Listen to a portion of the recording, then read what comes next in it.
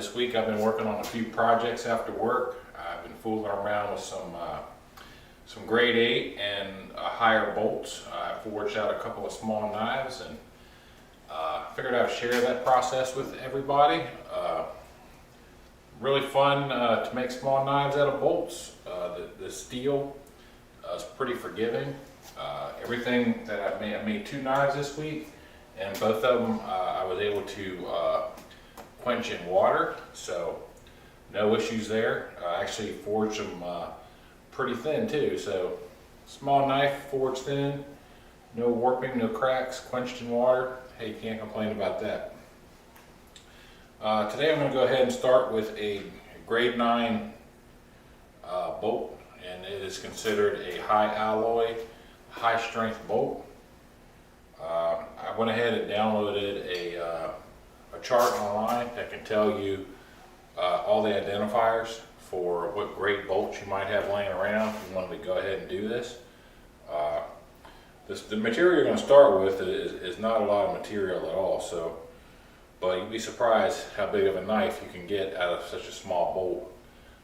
The first one I did was made with a 3/8 bolt, and I actually got a pretty decent little 3-inch knife. Of course, it had a hidden tang, so that's probably what we're going to do on this one. We're going to go ahead and do a hidden tang with a stacked handle, either wood or leather or whatever I decide to do. So that'll help stretch the metal even further if you decide to do a hidden tang knife. A bolt this size, coming in probably around 1/2 inch thick by 3.5 inches long. I could probably make a small 3-finger full tang knife out of this one, but I'm not going to. I'm going to go ahead and stick with the hidden tang. First thing we're going to do is I'll show you the identifier. This is the grade 9. It's going to be, I know it's going to be blurry because my camera doesn't do very well, but it's a grade 9. It has 1, 2, 3, 4, 5, 6, 7, 8, 9. Well, it actually has nine lines all the way around the edge, and this one just happens to say L9 on it. If this was a grade 8, it would have 6 lines, and grade 8 is considered like a medium carbon, medium strength, quenched and tempered. So yeah, I hope I'll be able to share the chart. I'll try to share the chart in the video. It's a pretty good chart identifying all the different bolts. But I'm going to stop babbling. We got to do a little bit of prep work. I'm going to cut the head of the bolt off because I don't feel like fooling around with that. With this right angle shoulder, cold shuts, all that good stuff. I ain't going to deal with that. I'm also going to, on the belt sander, knock these threads down. You don't have to do that. If you decided to make just the thread portion, the tang portion of the knife, I don't think it would give you any issues. And just use the shoulder part as your blade. I think you'd be fine. But I'm going to go ahead and knock the threads off on my belt sander because I have one. I'm going to knock the head off with my bandsaw because I have one. But you could use a hacksaw if you wanted to. So we go ahead and prep this, and we're going to get this thing in the forge, and we're going to start stretching it out, make a little knife. It actually goes pretty fast. You'd be surprised how fast it goes. So, and that's the neat thing about these is you're starting off with a small piece of stock, and it actually moves pretty quickly. And you could probably make one of these knives from the forging to the quench to everything. Probably a day, maybe a day and a half if you did an a temper for a few hours. But from what I'm finding, quenching in water, they do have carbon. They do harden pretty nice, but I don't think they harden to the point where that you really have to do much tempering. I mean, I would still temper it, of course, but they don't get like super hard. But they do harden enough to make a decent little knife. So I'm going to stop babbling, and I'm going to prep this. And next time you see it, the forge going, we'll be at the anvil, and I'll show you what we did to prep it. So hold on. Alright, so here is the bolt. After the little bit of prep work I did, I went ahead and ground off all the threads. I cut the head off and knocked off all the right angle corners on both ends of the bolts, just to save me some fish lipping or, the risk of a cold shut on the forge. This is about 1/2 inch thick on the skinny side, and about 5/8 of an inch thick, or 9/16 on the fat side, so it really doesn't matter. One thing I will say, if you are going to do bolts, a lot of bolts are zinc coated, possibly even galvanized, so probably want to get that coating off before you get it in the forge and get it hot. You can do that by letting the bolts sit overnight in vinegar. That'll etch it off. Or what I do, and do at your own risk, I will put stuff, zinc coated stuff, in the forge, bring it up to a bright orange with the door open. I walk out, and then I come back in, shut the forge off, and let it cool down in the forge. And at that point, I'll throw it in water, just wash the dust off, and start there. It's a long, drawn-out process, but yeah, you don't want to breathe the zinc or the galvanized if the bolts are coated with something. I'm not sure about this one. It doesn't appear to be galvanized. I did go ahead and grind it clean, so I know it's not galvanized. Whether or not it's zinc coated, I don't know. Usually zinc coating is like a yellowish, goldish color, but yeah, anyways, I think we're good to go. I'm gonna go ahead and get this in the forge, get it hot, and the first thing we're gonna do is start to flatten it out. The fat part's gonna be the blade side, the skinny part's gonna be the tang side, and yeah, we're gonna forge out a little knife, get it shaped up, and yeah, hope you enjoy the video, so stay tuned.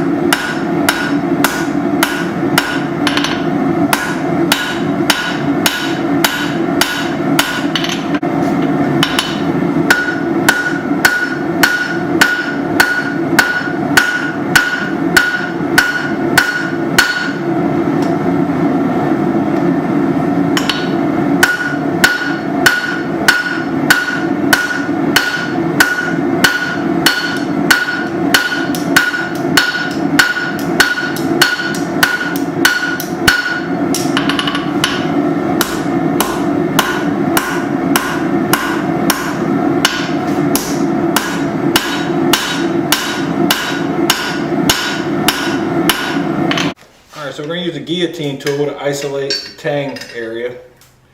And if you don't have a guillotine tool, make one. Nah, just messing with it. You can do it on the edge of the anvil, but it's a lot harder. Keeping it even anyways.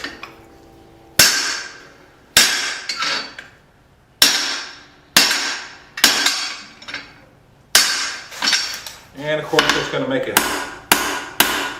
an upset. So when you start this process, leave your material a bit thicker than what your knife's going to be, so you can be able to hammer those upsets out. You don't want to run out of material. Alright, take a second heat on this.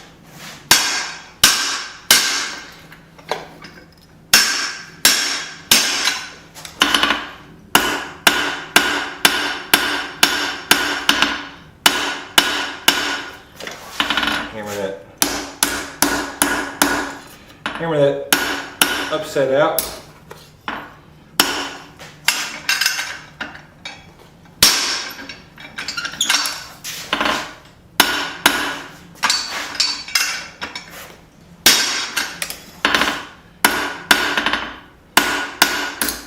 I'm trying to get it centered as possible, but it doesn't have to be. But I want to get it just as close to the center as I can. But I think I'm actually going to have to stop. I'm out of metal right there. So now I'm going to start to draw my tang out. So I'll be able to hold it with a different set of smaller tongs. Then we'll flip it around and start working on the blade. Alright, so now I'm going to hang it over the edge of the anvil, start to draw out my tang. And I got to hit it in the right spot.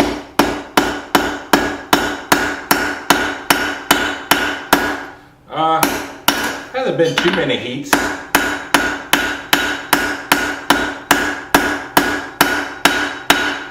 get to this point.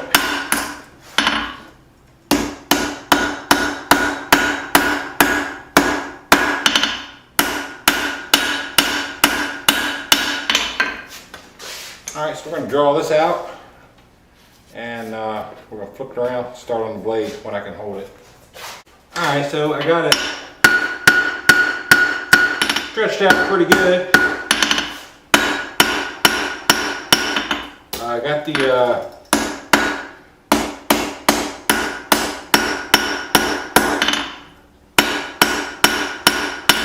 the thickness.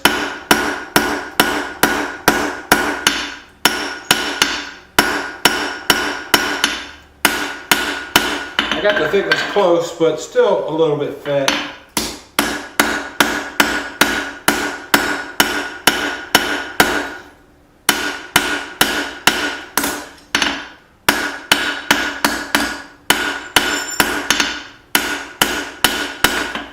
Alright, so I'm just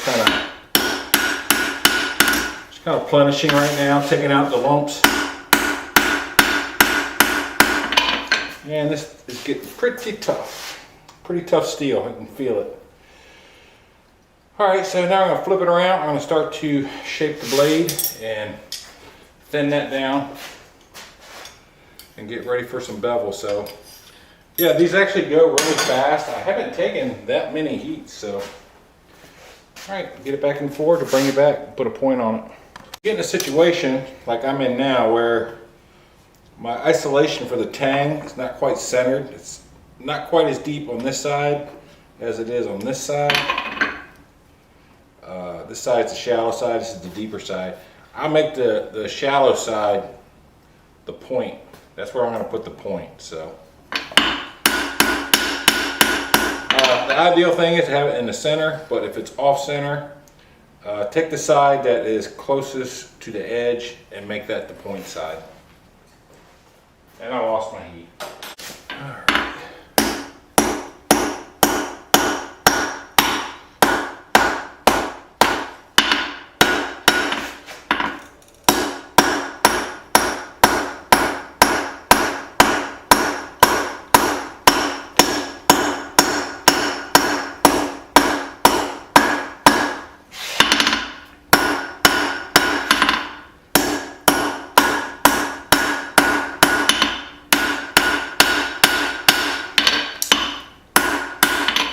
Alright, so we got a point, we got some upset in here we got to knock out before it cold shuts.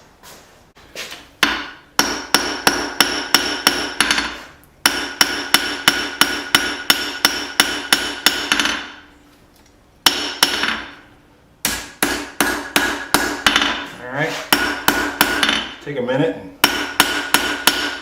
just look at it. And make sure, yep, all the upset is out, so no cold shut can happen there.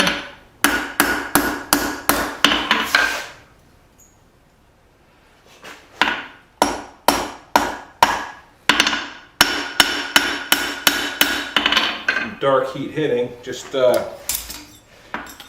kind of banging out the lumps. Get the tang straightened back out. Kind of keep everything in check as you go. All right, ready to take another heat. We're going to start to thin the blade down. All right.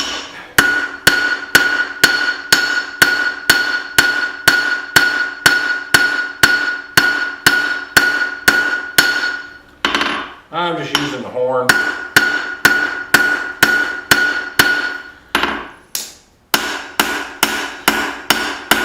It does tend to go a bit faster.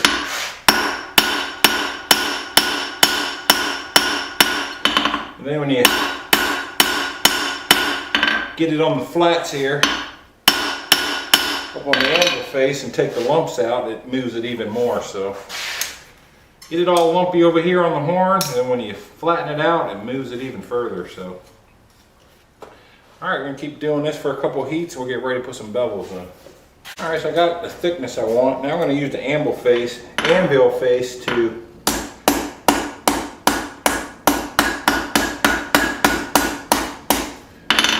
try and get the spine of the knife good and straight. Just gonna take a heat to do that. I could just leave it, grind it straight.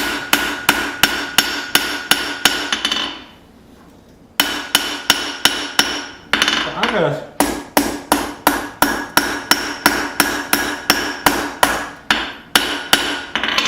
just take a heat or two and get it straight as I can before we move on to bevels.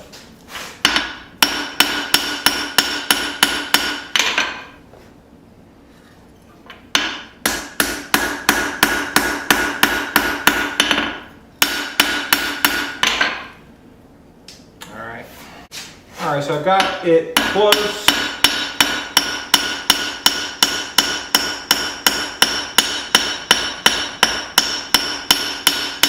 To the thickness I want.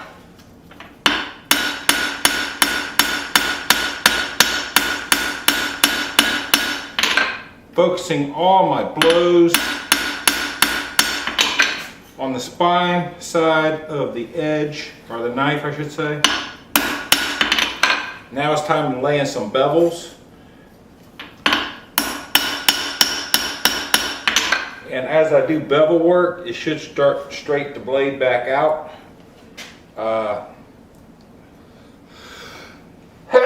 Excuse me.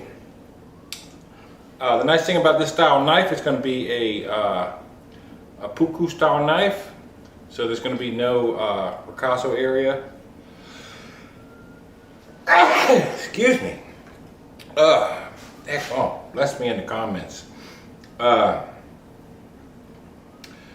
that means there's going to be no plunge line. So the cutting edge is going to come all the way back to the handle. And yeah, that's the easiest style bevel to put in. Excuse me. Alright, so I'm going to use my little dog nose here. Get my bevel started. And I'm coming all the way back.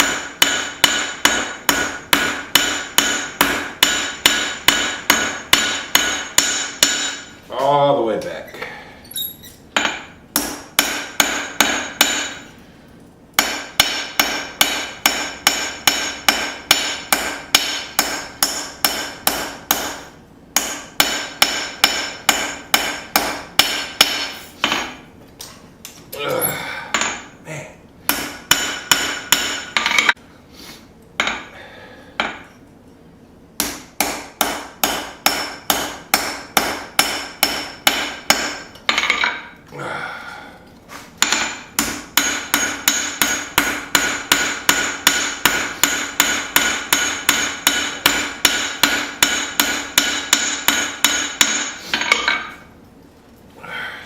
Get over here.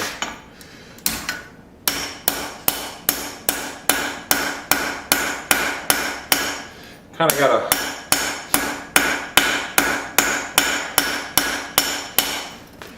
hold it at an angle.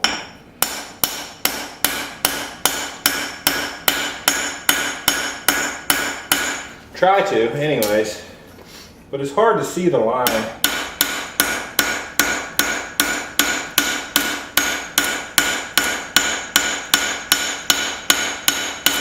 Well, at least it is for me. It's hard to see a line in an orange heat. So as it starts to go black, you can kind of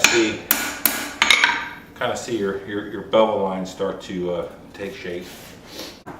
All right, so while we still got some material here, we got some banana on the tip.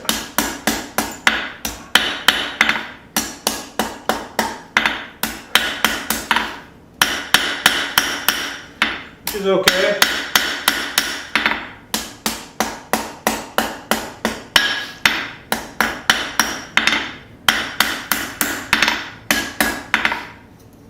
Still got some material out there. Take care of that.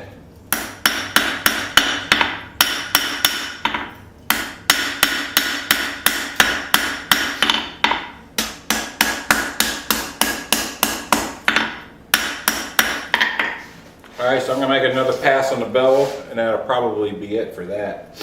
And we're just gonna probably come back here and do some more thinning on the tang. But most of the forging is already done. All right, so the tang's still pretty proud.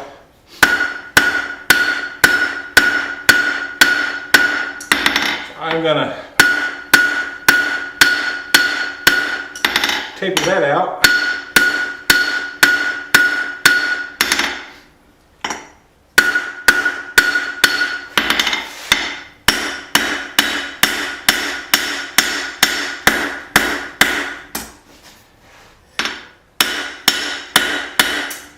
And that will be the forging.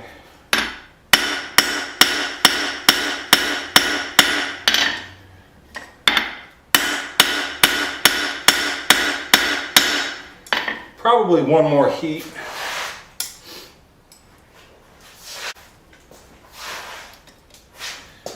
All right, so there's the forging. The forging's done. So somewhere in the midst of this is the finished knife. I forged this very thin, so I'm going to grind back to some thicker metal. Go ahead and finish grinding in the bevels. I'm going to finish grinding in the taper on the tang. And yeah, I'll go ahead and show you the knife after the bevels are ground in, after the profile's been established, and right before it's ready for heat treat. So I'm going to go ahead and shut you down, and I'll bring you back when all that's done. All right, so here it is after the profile and the grind. The blade came in right at 4 1/4. Overall length, including the tang, was 8 3/4.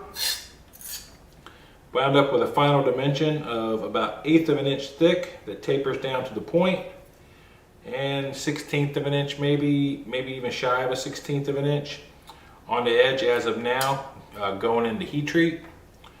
So I just wanted to kind of highlight the forging in this video, forging the bolt. The forging actually went pretty quick. The bolt takes the shape of a knife pretty quickly. So grade 9 steel, so we'll see how that goes. Grade 9 bolt. I did 2 other ones. I believe they were both grade 8 bolts. Kind of curious about how this one's going to go in the heat treat, because grade 9 did say it was a high alloy steel. But I'm going to go ahead and quench it in water anyways. I may try a Hamon on it. I'm not sure. But I am going to end this video here. If you want to see this thing and it's finished, you can keep your eyes peeled for it on my Instagram channel, where I'll go ahead and post pictures of the finished product with a handle on it and hopefully a sheath. I have 2 other bolt knives that I made this week. One's a blacksmith knife and the other one is a puku. The puku needs to be sharpened, and this is going to be a puku as well. But the one that I have done needs to be sharpened and it needs a sheath. So keep your eyes peeled for those pictures too, if you're kind of curious to see how they turned out. So yeah, we started off with 1/2 inch by 1/2 inch diameter by about 3.5 inches long. Grade 9 bolt, and this is what we wound up with. So I want to thank everyone for stopping by. So Remember to like, share, subscribe, all that good stuff. And yeah, I hope you enjoyed the video. Stay tuned for the next one.